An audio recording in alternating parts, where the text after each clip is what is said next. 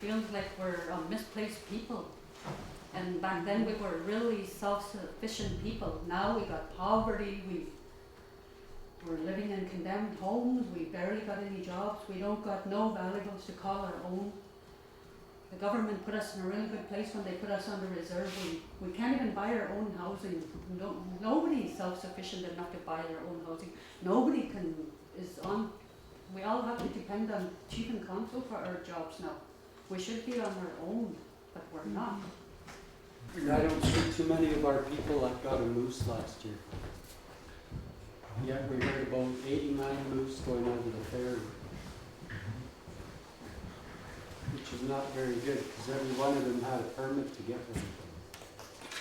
That wasn't issued by any of us. We need our own sustainability, like to keep people out of here. My suggestion also too was bring up a life skills program, because I've been working for Cheslatta for quite a few years now, and there's a lot of young people who really don't know how to be on their own, who are not self-sufficient. They need a lot of help. They just don't want to be there. They just don't want to be at work. That's what we want for the beginning of our community kitchen, is to start doing some of the things like that, like just to have a place for the youth to hang out too. It wasn't properly organized where the money was going to go. Like, we should be still having that 7 million or whatever, and it's gone. Like, where is it? You know, and for this claim that's coming through, we need to do an investment of, put it into an investment of some type, and like really work on this claim so that we get the best out of it. Traditional territory of Cheslatta is very, very large, but today we're squeezed into this little area around here. But what we're trying to do is get the territory back, or a huge sense of jurisdiction back over the land.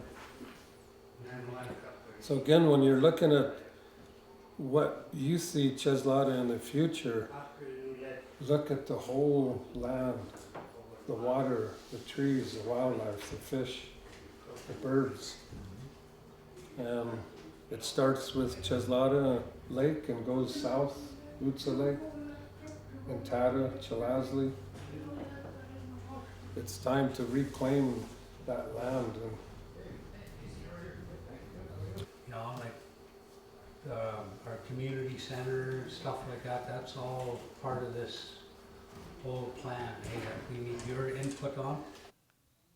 My name is Minnie Peters, and before the flooding we used to live at number 5 Belkacek. My whole family are from there. What is important to you about participating in these conversations and helping Cheslatta plan for the future?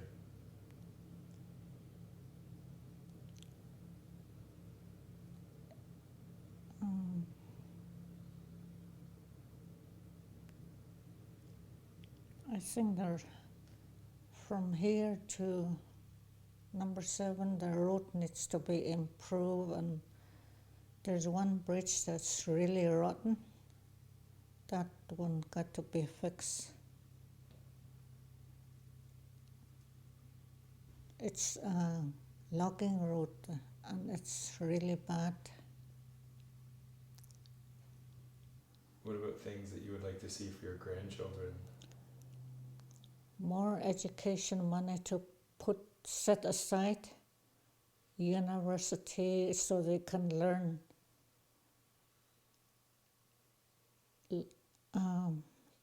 get into training like doctor, nurse. As soon as they finish grade 12, they should get into more training for their future working.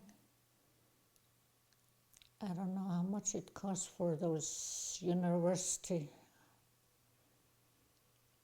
Some money should be set aside for those. Education is really important for our future. My name is Jason Cahoose, and my father is Cheslatta Carrier Nation, and my mother is the El Gacho Nation. And I live down at Unshaw Lake. Could you just tell me a little bit about your territory? You know, what to you, you know, is special or is the most some of the most important things about your territory? You know, the land and the people, and what makes you happy to call this home? Growing up, I loved my territory. I always biked around. I always walked around in the bushes when it was safe, and when you feel like you want to go somewhere, you get up and go. But What motivates you to participate in some of these planning events and, you know, look at the future of your nation and try to have a voice in what's happening? the younger ones that are in school now, and to think it'll be safer for them if we had our own teachers. Terry Casmel Jack's my name, and I live on Molly's Lake. And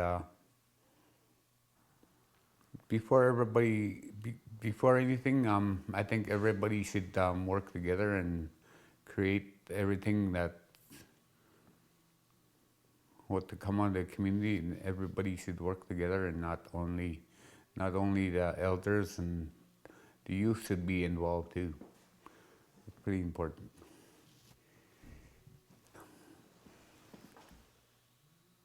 I wanted to build something for my future generations, not only me, because I have kids that are growing up, and they don't even know how to talk their own language. I had to learn from my grandmother how to talk English. I didn't know I went to a residential school. I didn't even know how to talk English.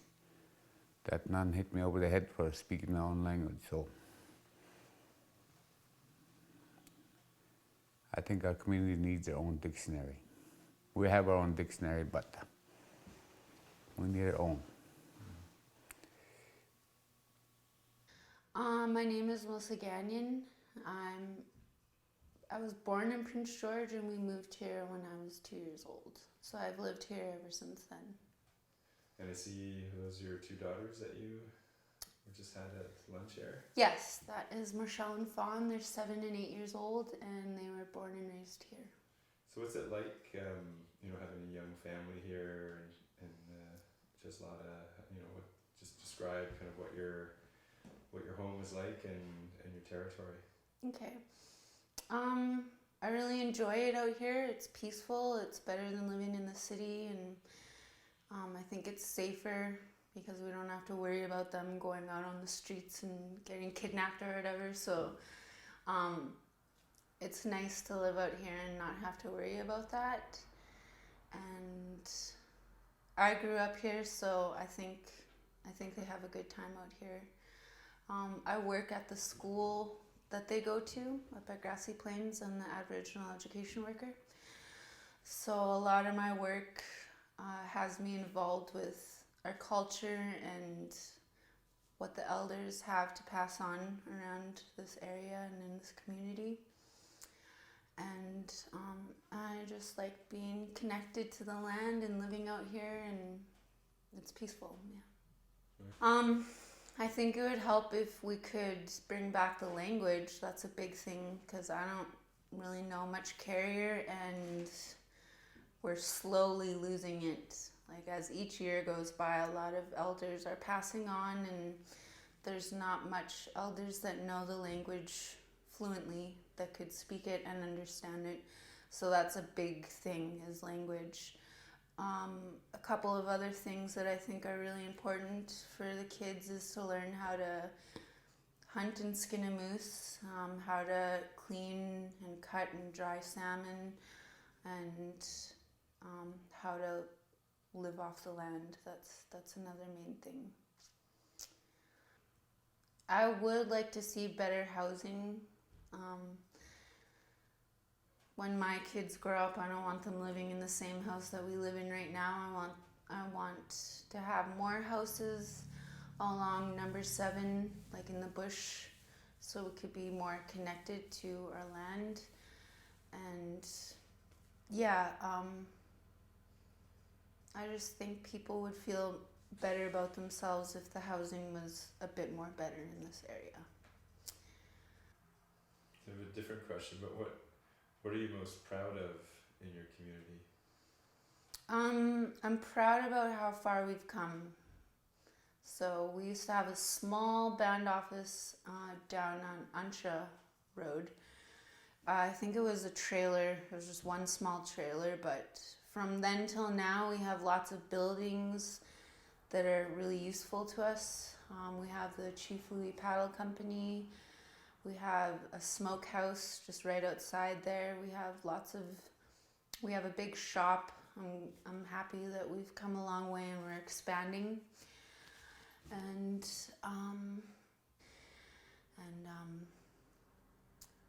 it's sad about what happened to number 7 with all the flooding, but I'm proud that we have that area still. Like, that's our land, and I'm proud of that land. And yeah, I was really excited to come to this meeting and see what's going on, what everybody has to say, and I want to be participating on every band meeting, but it'd be good if they could change the hours a little bit. Great. Anything else that